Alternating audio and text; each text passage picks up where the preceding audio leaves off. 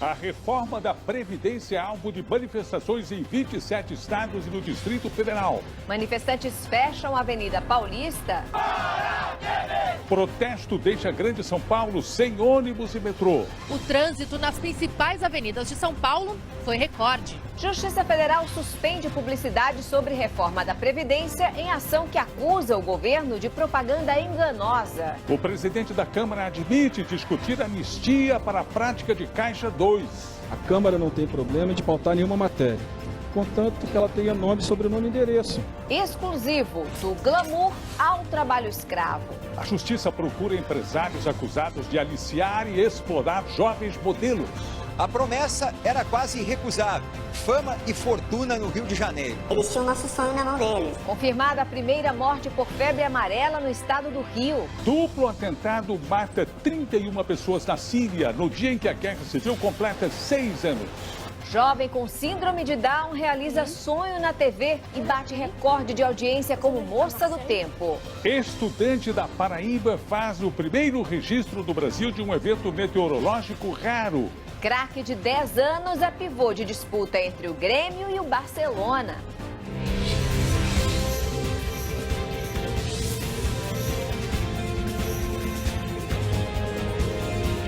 Está no ar o SBT Brasil, com Carlos Nascimento e Raquel Sherazade. Boa noite. Boa noite. Milhares de pessoas lotaram a Avenida Paulista em São Paulo hoje à tarde para protestar contra a reforma da Previdência. O ex-presidente Lula se uniu aos manifestantes e fez críticas às propostas do governo Temer. Vamos falar ao vivo com a repórter Solange Boulos, que sobrevoa a região. Boa noite, Solange. A Justiça Federal de Porto Alegre suspendeu a publicidade do governo sobre a reforma da Previdência por considerar propaganda enganosa. A Justiça ainda determinou uma multa de R$100 mil por dia, caso a decisão não seja cumprida. O governo agora vai recorrer. O prefeito de São Paulo, João Dória, vai pedir o cumprimento da decisão da Justiça, que estipulou multa de R$5 milhões por hora, caso não fosse mantida a circulação de 70% da frota de ônibus na cidade. A paralisação do transporte público em São Paulo provocou um recorde de congestionamento. A seguir, Movimento Sem Terra invade o Ministério da Fazenda em protesto contra a reforma da Previdência. Donald Trump chama de falido o rapper que fez vídeo em que aparece atirando no presidente. Menino apontado como futuro craque gera embate entre o Grêmio e o Barcelona. Empresários são acusados de enganar e explorar jovens modelos. A gente volta já já.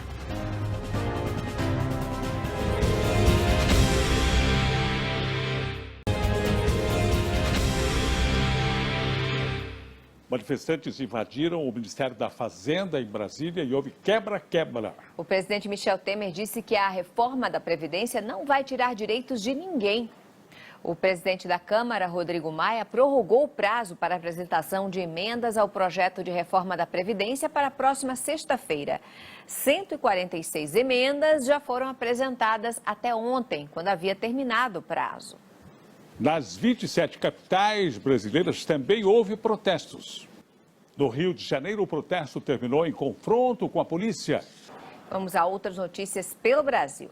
O ministro Edson Fachin, relator dos processos da Operação Lava Jato, deverá receber até o fim da semana os pedidos de abertura de inquérito enviados pela Procuradoria-Geral da República. 5 ministros do governo Temer aparecem na lista do procurador Rodrigo Janot. Gilberto Kassab disse que defende as investigações e aguarda informações oficiais. Bruno Araújo confirmou que solicitou doações para a Odebrecht dentro da lei. Moreira Franco e Aloysio Nunes não quiseram se manifestar. Eliseu Padilha não quis comentar a lista de Janot, nem o inquérito relacionado ao crime ambiental. Em instantes, a disputa pelo novo Messi. Grêmio acusa Barcelona de tentar levar menino das categorias de base. Exclusivo esquema de aliciamento de modelos. Dupla de empresários é procurada, suspeita de explorar jovens com promessa de fama e dinheiro. Você vai ver já já.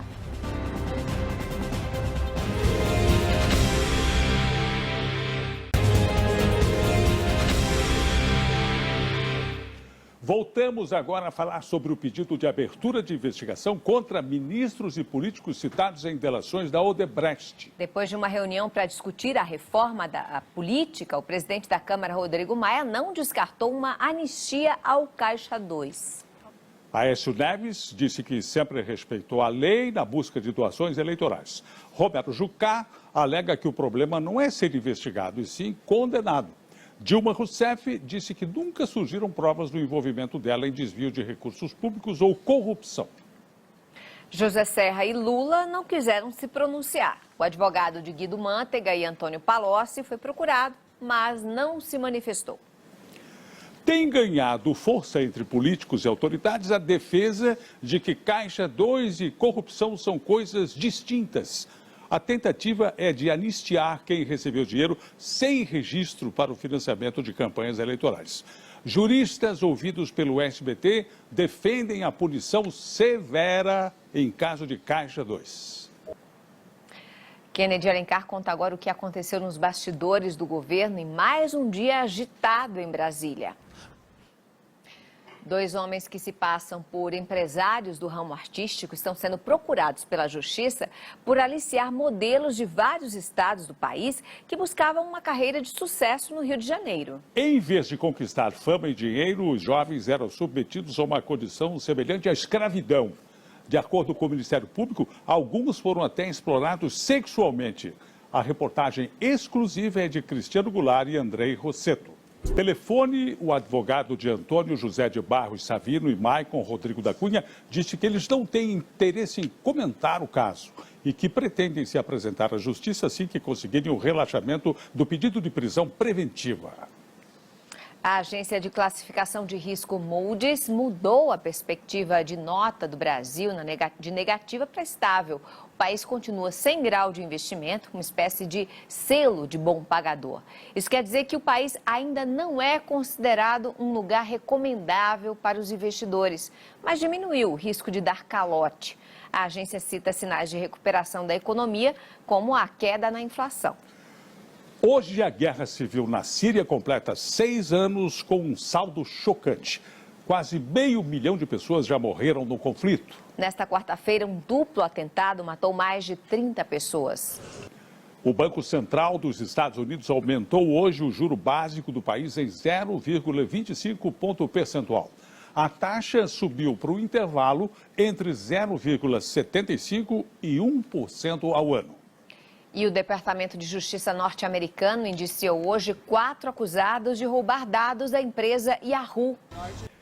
O juiz federal do estado americano do Havaí acaba de suspender o decreto do presidente Donald Trump que impede a entrada nos Estados Unidos de cidadãos de 6 países de maioria muçulmana. A medida começaria a valer amanhã. O Supremo Tribunal Federal decidiu hoje que o Imposto sobre Circulação de Mercadorias e Serviços, o ICMS, não pode ser usado pelo governo na base de cálculo das contribuições para o Programa de Integração Social, o PIS, e para a contribuição para o financiamento de Seguridade Social, a COFINS. O Ministério da Fazenda informou que só após esgotar os recursos cabíveis será possível calcular as perdas na arrecadação. Um boato sobre a não autorização do uso de imagens e dados invadiu as redes sociais. O Marco Civil da Internet determina que os perfis de usuários não sejam repassados a terceiros, mas especialistas afirmam que não há como fiscalizar. Fique agora com mais um capítulo inédito de Carinha de Anjo e uma boa noite. Boa noite, Brasil. Tchau.